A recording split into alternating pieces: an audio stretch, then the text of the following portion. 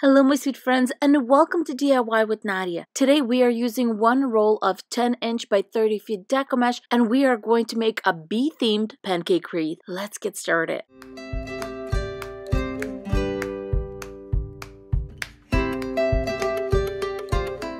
For today's wreath, I'm going to be using this polypro mesh that I got at Michael's on their after Christmas sale. It's a beautiful buffalo check deco mesh and it's 10 inches by 30 feet.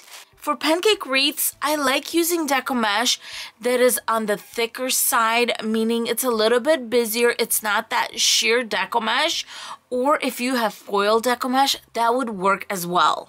To prepare the base, you are going to need 12 pipe cleaners, and this one is going to be really easy. The first 6 I'm going to put on the first and second row, and the reason I do put it on first and second is when you do this, it's a little tighter and there's less chances of it moving. On some wreaths, I do not do that. I just use either first or second row, but on this wreath, it's just smarter to use this. I feel like this wreath really breaks all my rules. I usually work inside out. This time I'm going to be working outside in, just because this wreath you're kind of building when you're putting your mesh on there, and you will see what I mean when we get a little further in. For reference, I am using a 14-inch metal wreath form from the Dollar Tree, and it comes in 6 sections. The second set of pipe cleaners I will be putting on row 3 in the intersection right here. Some people put it on both, but I like putting it right here because this is one of those wreaths that you really don't want your mesh to move. And when I put it in this intersection, I know it's not going to go anywhere. So in each section, we have one in the middle of the section on row 1 and 2, just like that. And one on row 3 on the intersections themselves, just like that. Our deco mesh, we're going to be cutting into 30-inch strips, and because my mat is 24 inches, what I do is I just add the ruler at the end over here. Do keep in mind that we have a 1/2 inch right there on the border, and I'm just going to lay it starting on my ruler and of course ending right here. With this deco mesh, it's kind of on the thicker side. I sometimes do use the heat tool, so that's up to you if you use a rotary cutter or a heat tool for this. I'm going to first work on the outside row, which is the one that's on the 3rd row on the intersection. I have 12 30-inch strips of the deco mesh, and now all I'm going to do is make a little ruffle. I'm going to curl in the end and just start bringing it in.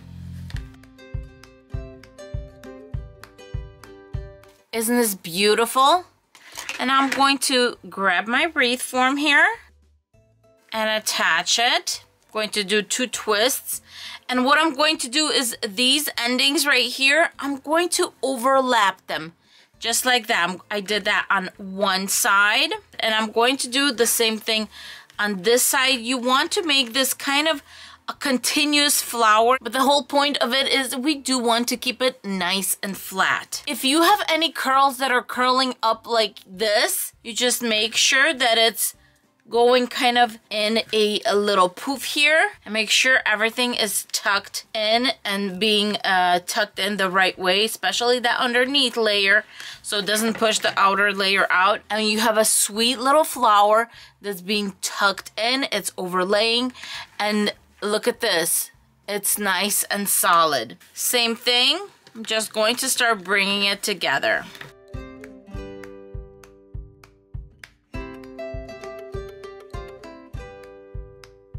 And I'm going to overlay it. And I do still like to have this edge kind of curled in, and I kind of put it in between the waves of it just because I want to prevent fraying as much as possible. Same thing with this side. I make sure it's curled up just a little bit there, and I'm going to work it into the flower so that the wave fits into one of these grooves. We have a sweet little flower. I'm going to continue just making these little flowers.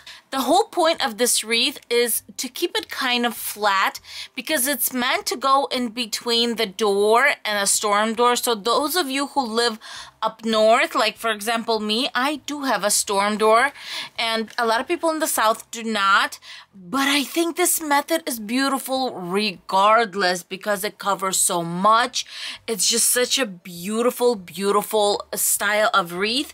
And what I'm going to do is I'm actually going to put the ribbon on these 6 flowers right now. Then I'm going to come back and finish off with the spirals because they're going to be covering this area right here.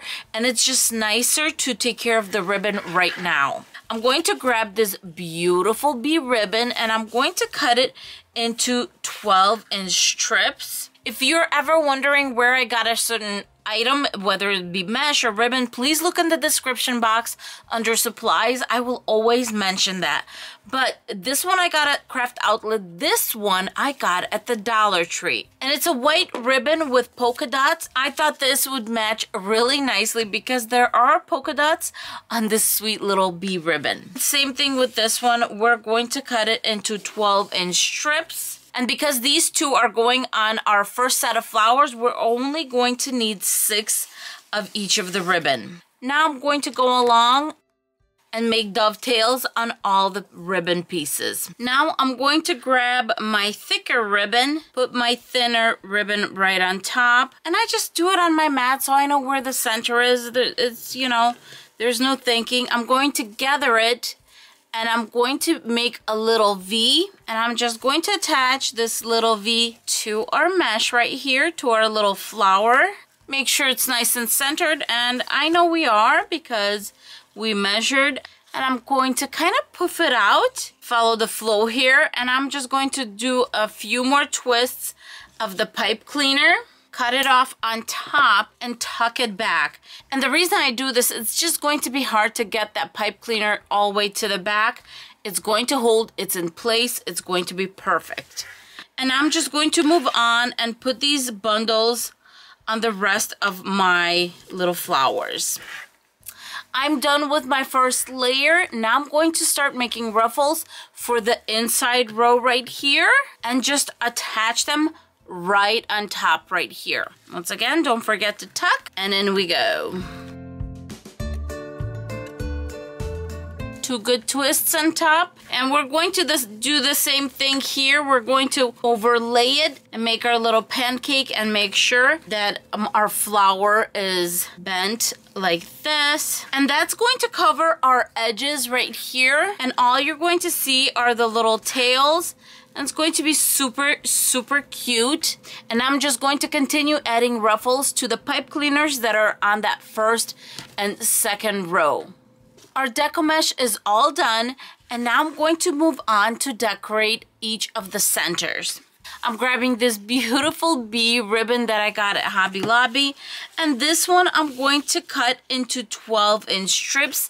It is wired, so that's going to make it easier for us. But it's really nice quality. It's thick, beautiful ribbon. And then I'm going to make dovetails on all the endings of the ribbon. Next, I'm going to take this white grosgrain ribbon from the Dollar Tree, and I'm going to cut 15-inch strips. Remember the pipe cleaners we cut off after we attached the ribbon right here? Well, I'm going to grab the pipe cleaners and my Dollar Tree white grosgrain ribbon, and I'm going to make sweet little bows. I'm going to measure 3.5 inches on one side and 3.5 inches on the other side. And I'm going to bring them together, kind of making a breast cancer sign right here. But what you want to do, because these tails are facing up, I'm going to flip it so they're facing down, and they're going to lay really nicely on my little flowers. And then this I'm going to flip, and then I'm going to put on top right here, and it's going to make for a perfect bow. I'm going to do one more, and then I'm just taking that piece of pipe cleaner and I'm just making a bow. I'm going to twist it. There you go. Look at this perfect little bow. And then I'm just going to wrap it around and cut off the excess. Let's make one more. I'm going to measure 3.5 inches.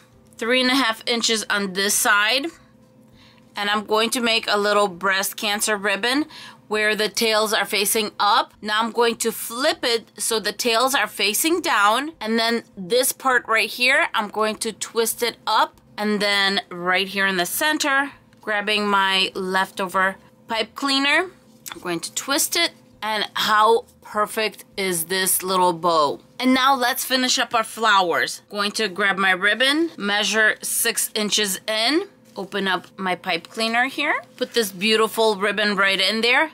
Then come my bow, and I'm going to give a few twists on the side over here so I can push it back. After I gave a few twists, I'm gonna cut it off and twist it back.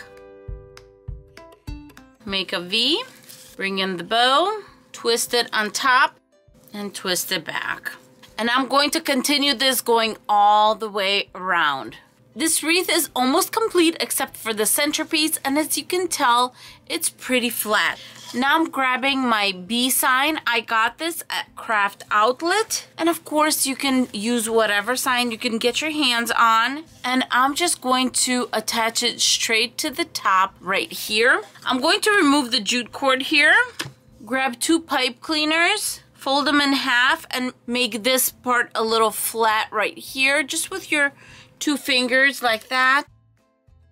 Then I just got 2 pieces of ribbon, some hot glue right there, our pipe cleaner, more hot glue on top, and we're going to cover that with our ribbon. And you can use any fabric you want for this. I just find that the pipe cleaners hold a lot better with the fabric. And this is one of these methods that my mom taught me when I was a little girl. I remember doing this. My pipe cleaners are on, and now all that's left is just to put our sign on top of the wreath. Now that my sign is on, I'm just going to go around, fix my ribbon, bubble it up a little bit, and that's it.